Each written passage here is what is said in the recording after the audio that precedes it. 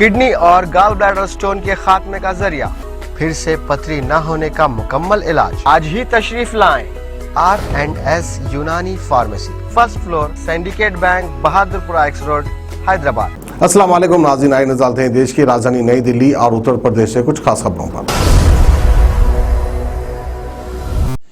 दिल्ली में यमुना घाटों पर छठ पर्व मनाने पर रोक के बीच बुधवार यानी आज कलंदी कुंज के पास नदी के घाट पर लगी भीड़ को दिल्ली पुलिस के कर्मियों ने तितर बितर कर दिया। इस बीच भाजपा सांसद प्रवेश साहिब सिंह वर्मा बैरिकेडिंग तोड़ते हुए घाट पर छठ पूजा करने के लिए पहुंच गए और उनके साथ समर्थकों की भी भारी भीड़ है। बताया जा रहा है कि दिल्ली के सोनिया विहार में यमुना घाट से पहले बैरिकेडिंग लगा दी गई है, जिससे व्रती छठ पूजा करने के लिए घाट तक न पहुंचे। कोरोना महामारी को देखते हुए दिल्ली आपदा प्रबंधन प्राधिकरण यानी DDMA ने यमुना घाटों पर छठ पूजा करने पर रोक लगाई हुई है। इसके बावजूद कुछ श्रद्धालु दिल्ली के ITO यमुना घाट पर पहुंच गए हैं और एक श्रद्धालु ने ये भी कहा है कि हमें नहीं पता कि हमें यहाँ घाट पर एंट्री की परमिशन मिलेगी कि नहीं, लेकिन हम यहाँ हर साल पूजा करते हैं, इसलिए आज हम पूजा करने आए हैं। साथ ही कलिंदी कुंज की छठ पूजा समिति के अध्यक्ष विकास राय ने भी कहा है कि यमुना घाटों पर छठ की पूजा करने की परमिशन नहीं है। इस बीच जब यहाँ कुछ श्रद्धालु आए तो पुलिस ने उन्हें जाने के लिए कह दिया।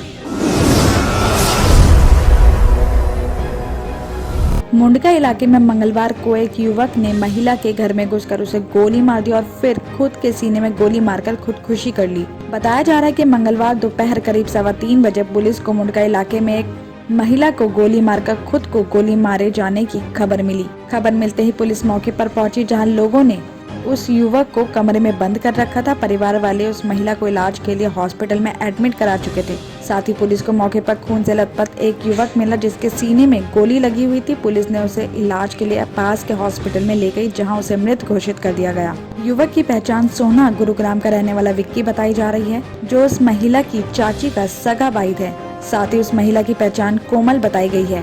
इस घटना की जानकारी मिलने के बाद जिले के पुलिस अधिकारी मौके पर पहुंचकर छानबीन शुरू कर दी है, जिस जांच में पता चला कि दोपहर में विक्की कोमल के घर में घुस गया था और उस टाइम वो कमरे में अपनी मां के साथ बैठी हुई थी। विक्की ने कोमल पर गोली चला दी और गोली उसके पैर में लगी। गोली चलते ही मां बेटी शोर मचाते हुए बाहर की तरफ भागी और शोर होने पर आसपास के लोग भी वहां इकट्ठे हो गए। इसी दौरान विक्की दूसरे कमरे में जाकर खुद को गोली मार ली। इस मामले में पुलिस अधिकारियों का कहना है कि विक्की कोमल को एक तरफा चाहता था, जबकि कोमल उसे अनदेखी करती थी। और इस दौरान विक्की को पता चला कि कोमल की शादी दूसरी जगह पर तय हो गई है, तो विक्की ने कोमल के ससुराल वालों को झूठे मैसेज करके बदनाम भी किया। पुलिस ने उस युवक की बॉडी को पोस्टमार्टम को भेजकर सभी पहलुओं से मामले की जाँच में जुट गई है। दिल्ली के मुख्यमंत्री अरविंद केजरीवाल राजधानी के एक एथलीट लोकेश का सोशल मीडिया पर वीडियो देखने के बाद उससे काफी ज्यादा प्रभावित हुए। जब उन्हें पता चला कि ये एथलीट पैसों की तंगी की वजह से अपनी तैयारी सही तरीके से नहीं कर पा रहा, तो वो उसकी मदद के लिए सामने आ गए। उन्होंने एथलीट के परिवार के बारे में जानकारी लेकर उसे 3 लाख रुपए की मदद देने की घोषणा की। मुख्यमंत्री ने कहा कि राजधानी में कोई भी होनहार एथलीट सिर्फ पैसों की तंगी की वजह से आगे बढ़ने से नहीं रुक पाएगा। दिल्ली सरकार ऐसे खिलाड़ियों की पूरी मदद करने के लिए तैयार है। बताया जा रहा है कि नगरी के एक छोटे से घर में रहने वाले एथलीट लोकेश बेहद गरीब परिवार से आते हैं और उनके पिता रिक्शा चलाने का काम करते हैं और वो खुद दिल्ली सरकार के एक सरकारी स्कूल में 10th क्लास में पढ़ाई करते हैं। साथ ही उन्हें दौड़ने का काफी ज्यादा जुनून है। बताया जा रहा है कि वो अब तक 100 मीटर, 200 मीटर और 300 मीटर रेस की कई कॉम्पिटिशन्स में कई पुरस्कार भी जीत चुके हैं।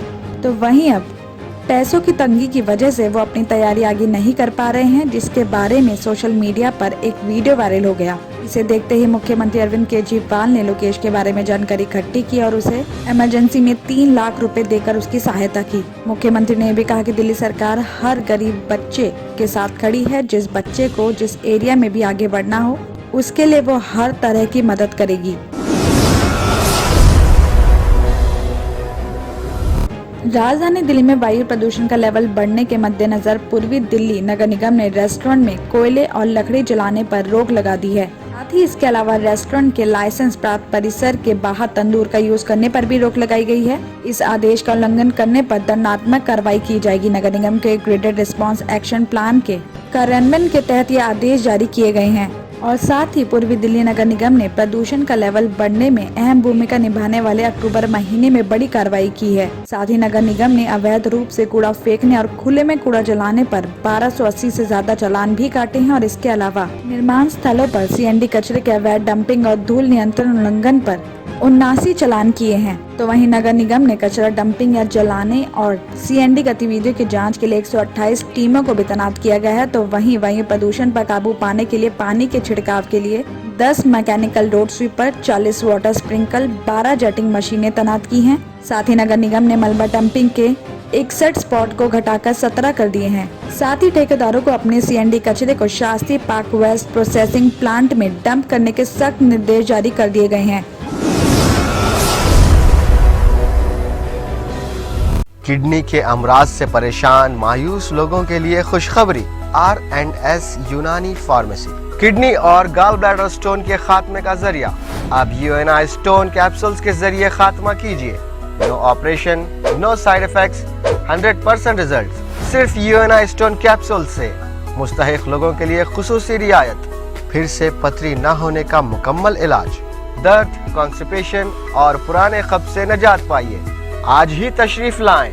R&S यूनानी pharmacy, first floor, syndicate bank, Bahadurpura X road, Hyderabad. Contact 9703 939 436 9063 383760।